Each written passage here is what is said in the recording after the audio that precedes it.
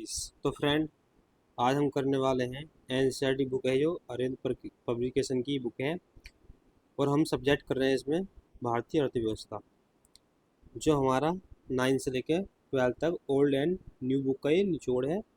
बहुत ही अच्छी बुक होने वाली है। यूपीएससी या स्टेट पीसीएस ये सभी परीक्षाओं के लिए बहुत अच्छी बुक है। और फ्रेंड, इसका सेकंड एडिशन है ये। फर्स्ट एडिशन भी इसका पहले आ गया था 2023-24 में। ये 24 में ही निकला लास्ट में फ्रेंड। सेकंड एडिशन बहुत अच्छा एडिशन है। तो फ्रेंड, इसका हम चैप्टर नंबर सेकंड करने वाले हैं आज। और सेकंड चैप्टर होने वाला हमारा राष्ट्रीय आय।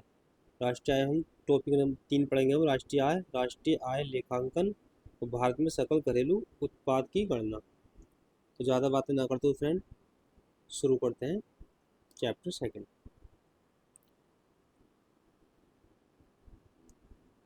राष्ट्रीय आय किसी देश की अर्थव्यवस्था द्वारा एक वर्ष में उत्पादित अंतिम वस्तुओं व सेवाओं के शुद्ध मूल्य के योग को राष्ट्रीय आय यानी नेशनल इनकम कहते हैं। इसके अंतर्गत विदेशों से अर्जित शुद्ध आय भी सम्मिलित होती है। भारत में राष्ट्रीय आय की गणना का प्रारंभ राष्ट्रीय आय की गणना करने का प्रथम प्रयास 1868 ईस्वी में दादाभाई नौरोजी ने अपनी पुस्तक poverty and un British rule in India में किया था, जिसमें इन्होंने 20 प्रति व्यक्ति आय का अनुमान लगाया। वर्ष 1925 से 1929 में डॉक्टर BRCV राव द्वारा एक प्रयास किया गया तथा इन्होंने 76 प्रति व्यक्ति आय का अनुमान लगाया। वर्ष 1931 से 32 में डॉक्टर BKRV राव ने सर्वप्रथम वैज्ञानिक विधि से राष्ट्रीय आय की गणना की तथा राष्ट्रीय आय लेखा प्रणाली का प्रतिपादन किया। डॉक्टर BKRV राव को राष्ट्रीय आय लेखा प्रणाली का जनक कहा जाता है। स्वतंत्रता पूर्व काल में उपलब्ध आंकड़ों के आधार पर डॉक्टर BKRV राव का अनुमान सर्वाधिक विश्वसनीय है। राष्ट्रीय आय समिति तथा केंद्रीय सांख्यिकी कार्यालय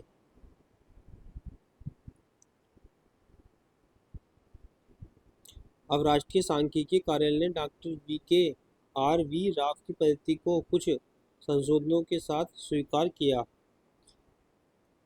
भारत सरकार ने डॉक्टर PC महालनोबिस की अध्यक्षता में एक राष्ट्रीय समिति की नियुक्ति की। इस समिति ने अपनी पहली रिपोर्ट वर्ष 1951 में और अंतिम रिपोर्ट वर्ष 1954 में दी। इस समिति ने 8,650 राष्ट्रीय आय तथा 246 रुपये 50 पैसे प्रति व्यक्ति आय का अनुमान लगाया। हेडिंग है राष्ट्रीय आय उसके लेखन में उपयोगी शब्द। अंतिम वस्तुएं ऐसी वस्तुएं जो अंतिम उपयोग के लिए हैं तथा उत्पादन या परिवर्तन की किसी भी चरण से नहीं गुजरेगी, अंतिम वस्तुएं कहलाती हैं।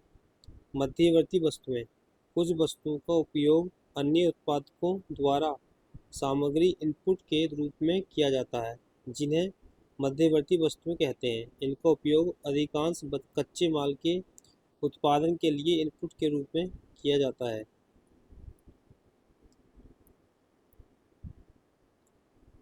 मूल्यह्रास यह दर्शाता है कि किसी संपत्ति के मूल्य का कितना उपयोग किया गया है।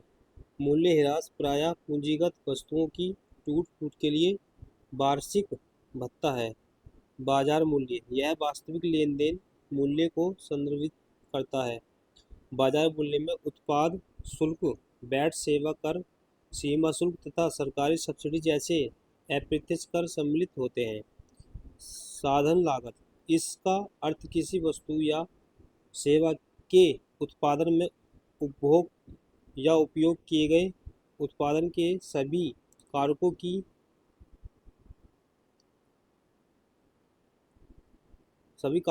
कुल लागत से लगाया जाता है। इसमें सरकारी अनुदान और सब्सिडी शामिल है।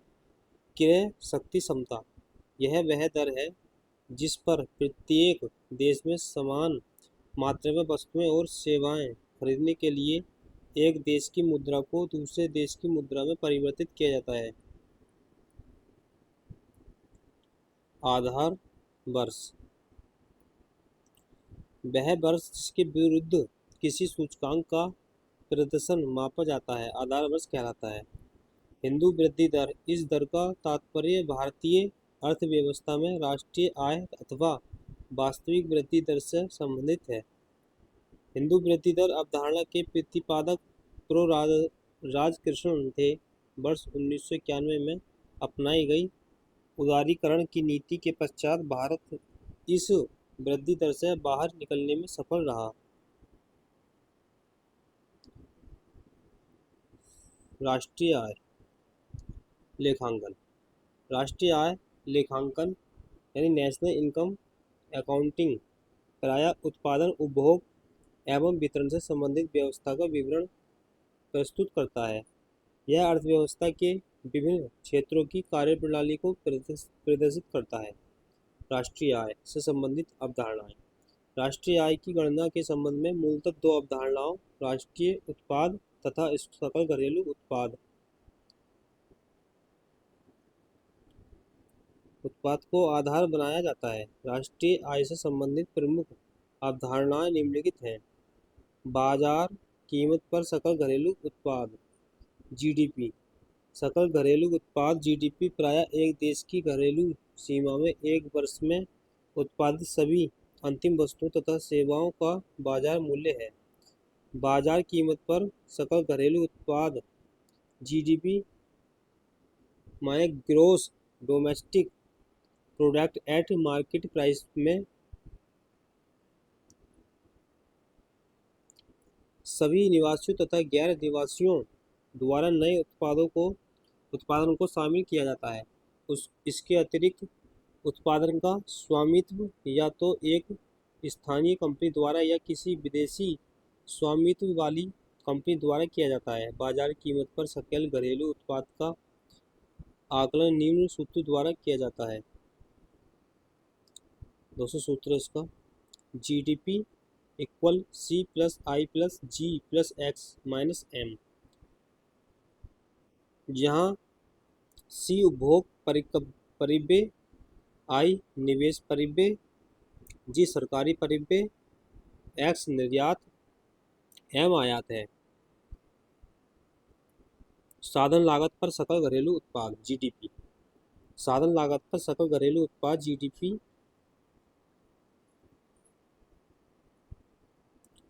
बाजार कीमतों पर जीडीपी में से शुद्ध अप्रत्यक्ष कर एनआईटी या नेट इनडायरेक्ट टैक्स घटाने पर प्राप्त होती है।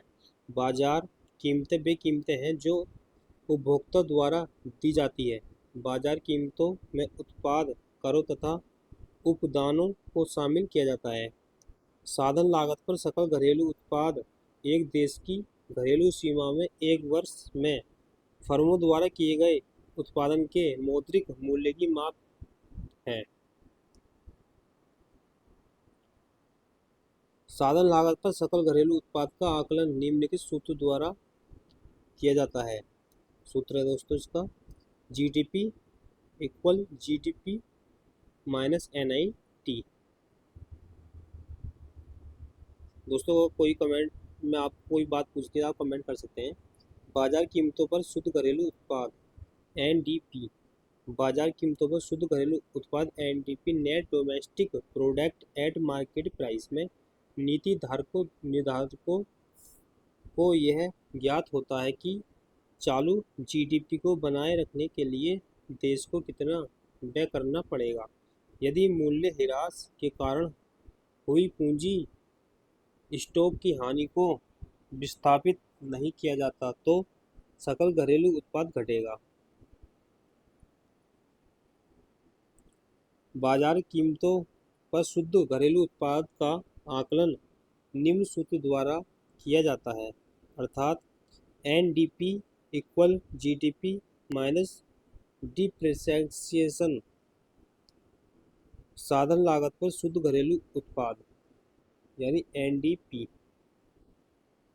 साधन लागत पर शुद्ध घरेलू उत्पाद NDP net domestic product eight factor cost में उत्पादन के साधनों द्वारा मजदूरी, लाभ, लागत तथा ब्याज के रूप में देश की घरेलू सीमा के भीतर अर्जित आय सम्मिलित है। साधन लागत पर शुद्ध घरेलू उत्पाद का आकलन निम्न सूत्र द्वारा किया जाता है। NDP equal NDP equal NDP minus निवल उत्पाद कर माइनस निवल उत्पादन कर। बात करते हैं हम बाजार कीमतों पर सकल राष्ट्रीय उत्पाद जीएनपी एक देश के सभी उत्पादन के साधनों द्वारा एक वर्ष में उत्पादित सभी अंतिम वस्तुओं तथा सेवाओं का मूल्य बाजार कीमतों पर सकल राष्ट्रीय उत्पाद जीएनपी एक gross national product at market price है। जीएनपी में एक देश के सभी नागरिकों द्वारा उत्पादित आर्थिक उत्पादन को शामिल किया जाता है। बाजार कीमतों पर सकल राष्ट्रीय उत्पादन का आकलन निम्न सूत्र द्वारा किया जाता है। GNP equal GDP plus NFIA. यह एनएफआईए यानी net factor income from abroad का अर्थ है विदेशों से प्राप्त शुद्ध कारक आय। साधन लागत पर सकल राष्ट्रीय उत्पाद जीएनपी साधन लागत पर सकल राष्ट्रीय उत्पाद प्रायः एक अर्थव्यवस्था के सभी उत्पादन के साधनों द्वारा प्राप्त उत्पादन की माप है। साधन लागत पर सकल राष्ट्रीय उत्पाद का आकलन निम्न सूत्र द्वारा किया जाता है। जीएनपी इक्वल जीएनपी माइनस निवल उत्पाद कर माइनस निवल उत्पादन कर। हेडिंग है राष्ट्रीय आय को मापने की विधियां। राष्ट्रीय आय साधन लागत पर आकलित निवल राष्ट्रीय उत्पाद है। इसकी लेखांकन संबंधी अवधारणा सर्वप्रथम साइमन कुजनेट्स द्वारा प्रतिपादित की गई। इसे 3 विधियों द्वारा प्रस्तुत किया जाता है। ये विधियां निम्न प्रकार की हैं। उत्पाद पद्धति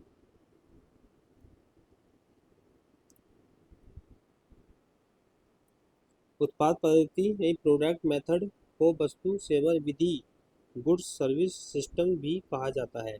इसके अंतर्गत यह आकलन किया जाता है कि अंतिम उत्पाद में प्रत्येक उद्योग ने अलग अलग क्या योगदान दिया है। इस पद्धति के अंतर्गत सर्वप्रथम देश में एक वर्ष में उत्पादित अंतिम वस्तुओं एवं सेवाओं का मूल्य ज्ञात कर लिया जाता है। इसके योग को बाजार मूल्य पर आधारित सकल घरेलू उत्पाद कहा जाता है तथा इसके आधार पर जीडीपी ज्ञात किया जाता है। उत्पाद पद्धति से राष्ट्रीय आय मापने का सूत्र निम्नलिखित है। जीडीपी इक्वल जीडीपी माइनस अप्रत्यक्ष कर प्लस उपदान सब्सिडी। नेक्स्ट हेडिंग है आय पद्धति। आय पद्धति के अंतर्गत राष्ट्रीय आय का आकलन उत्पाद कारकों के लिए भुगतान के आधार पर किया जाता है। राष्ट्रीय आय की गणना के लिए विभिन्न क्षेत्रों में कार्यरत व्यक्तियों तथा व्यावसायिक उपक्रमों की शुद्ध आय का योग प्राप्त किया जाता है, अर्थात यह सभी उत्पादन साधनों की आय का योग है। आय पद्धति से राष्ट्रीय आय मापने का सूत्र निम्न है। सकल राष्ट्रीय आय इक्वल कर्मचारियों के प्रतिफल जीएनपी प्लस लाभ प्लस भाड़ा प्लस ब्याज प्लस मिश्रित आय प्लस शुद्ध ह्रास प्लस शुद्ध अप्रत्यक्ष कर प्लस विदेश से प्राप्त आय। व्यय विधि या व्यय को बोलते हैं खर्च, जो व्यय विधि होती है। तो व्यय विधि यानी कंज्यूमेशन मेथड के अनुसार कुल आय या तो उपभोग पर व्यय की जाती है अथवा बचत पर, अतः राष्ट्रीय आय कुल उपभोग व्यय तथा कुल बचत का योग होता है। इस विधि से आय की गणना के लिए उपभोक्ता की आय तथा उनकी बचत से संबंधित आंकड़ों का होना आवश्यक है। भारत में राष्ट्रीय आय की गणना के लिए उत्पाद पद्धति तथा आय पद्धति के सम्मिश्रण का प्रयोग किया जाता है। व्यय विधि से राष्ट्रीय आय मापने का सूत्र निम्नलिखित है। राष्ट्रीय आय इक्वल कुल उपभोग व्यय प्लस कुल बचत। हेडिंग है भारत में सकल घरेलू उत्पाद की गणना। किसी देश में सकल घरेलू उत्पाद की गणना राष्ट्रीय सांख्यिकी कार्यालय करता है। सकल घरेलू उत्पाद के अंतर्राष्ट्रीय मानक राष्ट्रीय लेखा प्रणाली से प्राप्त किए जाते हैं। ये मानक अंतर्राष्ट्रीय मुद्रा कोष, विश्व बैंक, आर्थिक सहयोग एवं विकास संगठन, यूरोपीय आयोग तथा संयुक्त राष्ट्र द्वारा संकलित किए जाते हैं। भारत में सकल घरेलू उत्पाद गणना निम्न आधार पर की जाती है। सकल मूल्य योजित। सकल मूल्य योजित माप को सकल घरेलू उत्पाद में सब्सिडी से प्रत्यक्ष बिक्री कर को घटाकर प्रस्तुत किया जाता है। इसका अनुमान कारक लागत के स्थान पर मूल कीमतों पर किया जाता है।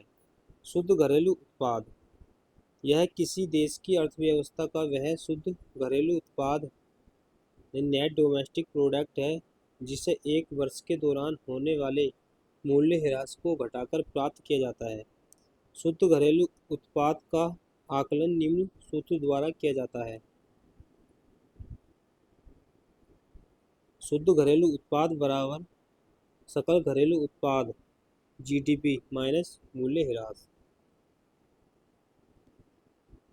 सकल राष्ट्रीय उत्पाद किसी देश के नागरिकों द्वारा एक निश्चित समयावधि सामान्य एक वर्ष में उत्पादित अंतिम वस्तु एवं सेवाओं के मौद्रिक मूल्य को सकल राष्ट्रीय उत्पाद जीएनपी कहते हैं।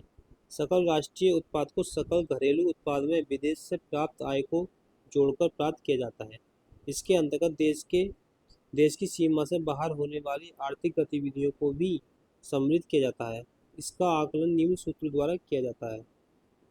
सूत्र हमारा सकल राष्ट्रीय उत्पाद जीएनपी इक्वल सकल घरेलू उत्पाद जीडीपी प्लस विदेशों से प्राप्त शुद्ध आय। हेडिंग है शुद्ध राष्ट्रीय उत्पाद। सकल राष्ट्रीय उत्पाद जीएनपी से मूल्यह्रास घटाने पर प्राप्त आय शुद्ध राष्ट्रीय उत्पाद है। इसका आकलन निम्न सूत्र द्वारा किया जाता है। शुद्ध राष्ट्रीय उत्पाद एनएनपी इक्वल सकल राष्ट्रीय उत्पाद जीएनपी माइनस मूल्यह्रास। दोस्तों कुछ सांख्यिकी गणनाओं से जुड़ी संस्थाएं हैं। केंद्रीय सांख्यिकी कार्यालय CSO सेंट्रल स्टैटिस्टिकल ऑर्गेनाइजेशन। यह सांख्यिकी और कार्यक्रम कार्यान्वयन मंत्रालय के अंतर्गत भारत में एक सरकारी एजेंसी है जो भारत में सांख्यिकी गतिविधियों के समन्वय और सांख्यिकी मानकों को विकसित करने और बनाए रखने के लिए उत्तरदायी है। राष्ट्रीय नमूना सर्वेक्षण कार्यालय NSSOA national sample survey organisation. यह राष्ट्रीय आय और अन्य समुच्चय के आकलन के लिए देश के आंकड़े की आवश्यकताओं को पूरा करने के लिए बड़े पैमाने पर नमूने सर्वेक्षण करने के लिए प्रोफेसर PC महालनोबिस की सिफारिश पर वर्ष 1950 में स्थापित किया गया था। राष्ट्रीय सांख्यिकी कार्यालय NSO नेशनल स्टैटिस्टिकल ऑर्गेनाइजेशन सरकार ने 23 मई 2019 को सांख्यिकी और कार्यक्रम कार्यान्वयन मंत्रालय के अंतर्गत केंद्रीय सांख्यिकी संगठन और नमूना सर्वेक्षण संगठन को एक इकाई में मिला दिया। नेक्स्ट है राष्ट्रीय सांख्यिकी आयोग NSC नेशनल स्टैटिस्टिकल कमीशन। राष्ट्रीय सांख्यिकी आयोग की स्थापना 1 जून 2005 को रंगराज की सिफारिश के आधार पर की गई ताकि आंकड़ों के संग्रह के संबंध में देश में सांख्यिकी एजेंसियों के सामने आने वाली समस्याओं को कम किया जा सके। थैंक यू दोस्तों, हमारी वीडियो यहीं थी कंप्लीट होती है। धन्यवाद।